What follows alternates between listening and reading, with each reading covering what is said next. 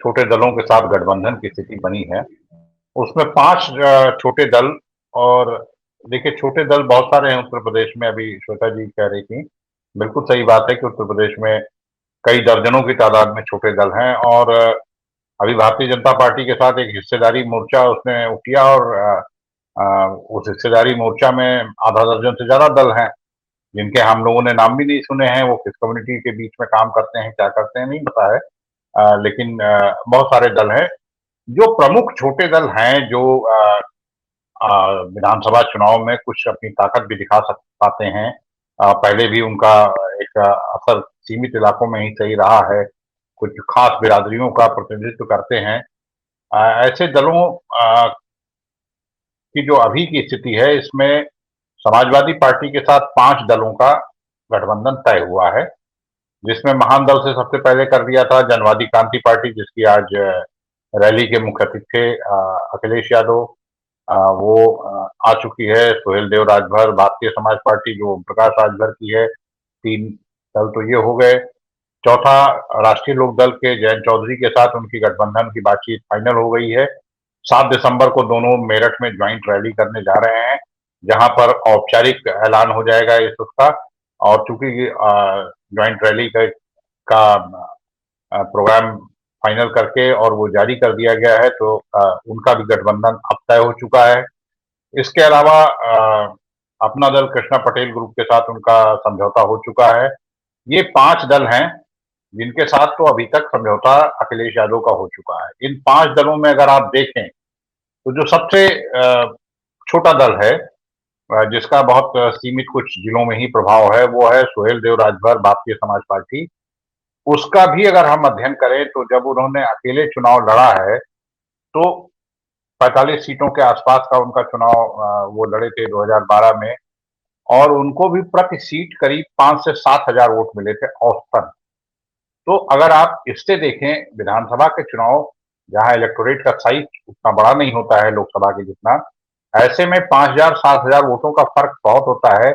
तब जबकि 100 के आसपास सीटें जो है वो 10 हजार से कम मतों के अंतर से जीती हारी गई थी 2019 के चुनाव में। तो इस तरह से अगर आप देखें, तो 5 ऐसे महत्वपूर्ण छोटे दल, उनका समझौता समाजवादी पार्टी के साथ हो चुका है। एक आज का महत्वपूर्ण घटनाक्रम है, शायद अभी तक इस बारे में सूचना कम प्रसारित हुई है।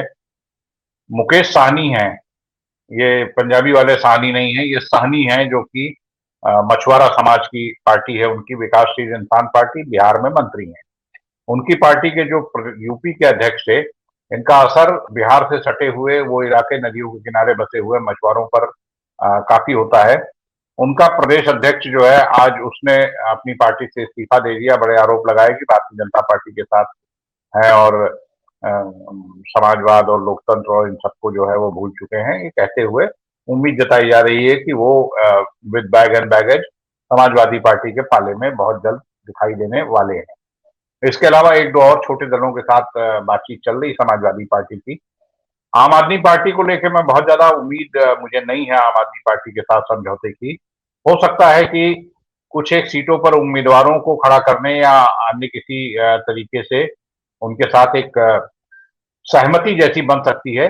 लेकिन अब समाजवादी पार्टी का जो कोटा था छोटे दलों के लिए या गठबंधन के लिए, समझौते के लिए, वो करीब करीब पूरा होने की तरफ बढ़ चला है। शुरुआत में ही अखिलेश यादव ने करीब ये तय कर लिया था कि 325-330 सीटों के आसपास वो चुनाव में अपने प्रत्याशी उतारेंगे। इसके अलावा बाकी सीटें वो छोटे दलों के साथ समझौते में जाएंगी, जिसमें से आप मान के चलें कि 30 सीटें करीब वो राष्ट्रीय लोकदल के पास जा रही हैं। ऐसे कहने को 36 सीटें दे रहे हैं, लेकिन 6 सीटों पर राष्ट्रीय लोकदल के सिंबल से समाजवादी पार्टी के प्रत्याशी लड़ेंगे, तो 30 सीटें वहां जाती हैं। बाकी बची हुई सीटों के लिए अब उनके पास करीब करीब, मुझे ऐसा लगता है, एक आध छोटे दलों से जिनसे बातचीत पहले से चल रही है, अभी तय होना बाकी है, जिसमें बाबू सिंह कुशवाहा की जन अधिकार पार्टी है। तो उन्हीं के लिए अब अखिलेश यादव के यहाँ गुंजाइश बचती है। भारतीय जनता पार्टी ने अब तक 2 दलों के साथ उनका तालमेल हो सका है। एक निषाद पार्टी, दोनों दल उनके साथ पहले से भी रहे हैं। निषाद पार्टी के साथ लोकसभा चुनाव में उन्होंने चुनाव लड़ा था, और तो निषाद पार्टी और अपना दल उनके साथ उनका जो है, ये मैं उन दलों की बात कर रहा हूँ जो दल जमीन पर जिनकी उपस्थिति है, जो चुनाव में हिस्सा लेते रहे हैं, कुछ हजार वोट पाते रहे हैं, कुछ कुछ क्षेत्रों में, कुछ पॉकेट्स में उनका प्रभाव है, उनके अपनी एक बिरादरी का उनको वोट मिलता जुलता रहता है। तो ऐसे में भारतीय जनता पार्टी के पास अभी तक कुल जमा दो छोटे दल हैं। उन दो दलों में भी निषाद पार्टी के साथ अगर आप अलग अलग बयानों को उठाकर देख लें तो कोई बहुत सहज स्थिति में भारतीय जनता पार्टी नहीं दिख रही है। तो छोटे दलों का रुझान तो अखिलेश यादव की तरफ है। और जो आप कह रही हैं कि आ, आ, आ, सरकार बनने की स्थिति में क्या छोटे दलों की सौदेबाजी, छोटे दलों के वजह से, जैसा यूपीए 1 और 2 में जो दिक्कतें पेश आई थी चुनाव के बाद सरकार चलाने में, क्या ऐसा तो नहीं होगा? तो देखिए, मुझे ऐसा लगता है कि अखिलेश यादव जिस तरह से छोटे दलों के साथ जो सीटों के बंटवारे की स्थिति है, अब अगर छोटे दल सारे के सारे इकट्ठा हों, एक वो अपना मोर्चा बनाकर और वो मोर्चा किसी बहुत बड़े दल के साथ चला जाए, तो ये देखिए मेढक तोड़ने जैसा ये सीन है, जो बहुत आसानी से संभव नहीं है। और जब आप कई सारे दल अलग-अलग हिस्सों में, प्रदेश के कोई किसी हिस्से में कारगर है, कोई किसी हिस्से में कारगर है, तो वहाँ मुझे नहीं लगता है कि अ, गठबंधन की कोई सरकार चलाने में या इतने बड़े गठबंधन को संभालने में कोई इस तरह की दिक्कत अखिलेश यादव के सामने आने जा रही है। अब इतना भी तय है कि आने वाले समय में खास तौर पर देखिए पश्चिम उत्तर प्रदेश में एक बड़ा दल है, उसे हम छोटा दल नहीं कहेंगे, भले ही पिछले कुछ एक चुनाव में उसका प्रदर्शन खराब रहा है, लेकिन राष्ट्रीय लोकदल एक बड़ा दल है जिसके साथ जिसके अच्छी तादाद में प्रत्याशी परफॉर्म करते रहे हैं, उनके सांसद विधायक जीतते रहे हैं। तो पूर्वी उत्तर प्रदेश में दरअसल ये जो गठबंधन अखिलेश यादव ने अलग-अलग किए हैं और आज भी जो स्थिति बन रही है, हर दिन यहाँ कुछ न कुछ इजाफा होता जा रहा है। वो पूर्वी उत्तर प्रदेश में मुझे लगता है कि भारतीय जनता पार्टी, चूंकि पूर्वी उत्तर प्रदेश में सीटें भी ज्यादा है, 164 सीटें पूर्वी उत्तर प्रदेश में विधानसभा की हैं, यहाँ पर कुछ ज्यादा दिक्कत खड़ी होने जा रही है, क्योंकि यहाँ पर पिछड़ी जातियों का के छोटे छोटे जो समूह हैं, वो कई कई जिलों में प्रभावी हैं और कुछ जिलों में एकदम नहीं है, कुछ जिलों में आसपास के 3-4 जिलों में फिर वो काफी संख्या में पाए जाते हैं। तो इस तरह से उन जातियों, उन दलों को, उन जातियों को का प्रतिनिधित्व करने वाली पार्टियों को अपने साथ मिलाकर अखिलेश यादव ने जो भारतीय जनता पार्टी का पूरा जो ओबीसी का महल खड़ा हुआ था, जिस पर 14, 17, 19 का चुनाव जीता गया था भारी बहुमत से, उस महल की नींव को खिसका दिया है। और ओबीसी में और भी कई वजहों से अपनी नुमाइंदगी को लेकर, आरक्षण के इश्यूज को लेके, जातीय जनगणना का इशू लेकर बहुत सारी चीजें हैं जिसको लेकर कोरोना में सबसे ज्यादा अगर परेशानी में आई है कोई, तो वो ओबीसी जातियां हैं जो छोटे मोटे काम कर कर अपना जीवन यापन करते हैं, स्वरोजगार जिनके पास है। तो इस तरह से जो छोटी जातियां हैं, इन पर जो भारतीय जनता पार्टी का पूरा किला खड़ा हुआ था, उस किले की दीवार हिला दी है और किला जो है वो करीब ढहने को है।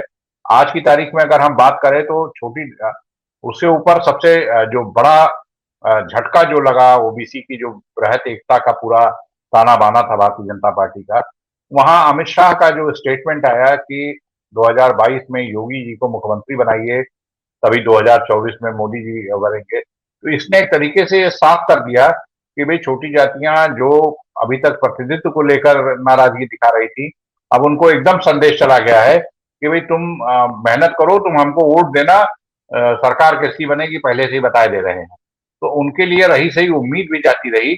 ऐसे में उनका गुस्सा, और केवल उनका ही नहीं, ये नाराजगी मुझे इस दौरान शादी ब्याह के सीजन में कई सारे जिलों में भी जाना हुआ, ये नाराजगी ब्राह्मण समाज तक में, जो अपर कास्ट ब्राह्मण समाज है, उसमें भी साफ दिखाई दे रही है कि तब जबकि ये घोषित हो चुका है कि 2022 का चेहरा कौन है, मुख्यमंत्री किसको बनाने की बात भारतीय जनता पार्टी कर रही है, तो एक ब्राह्मणों में भी नाराजगी है। कम से कम पूर्वी उत्तर प्रदेश में तो बड़े साफ तौर पर नाराजगी दिख रही है कि भाई हम वोट देंगे, लेकिन वोट देकर हमको मुख्यमंत्री किसको बनाना है।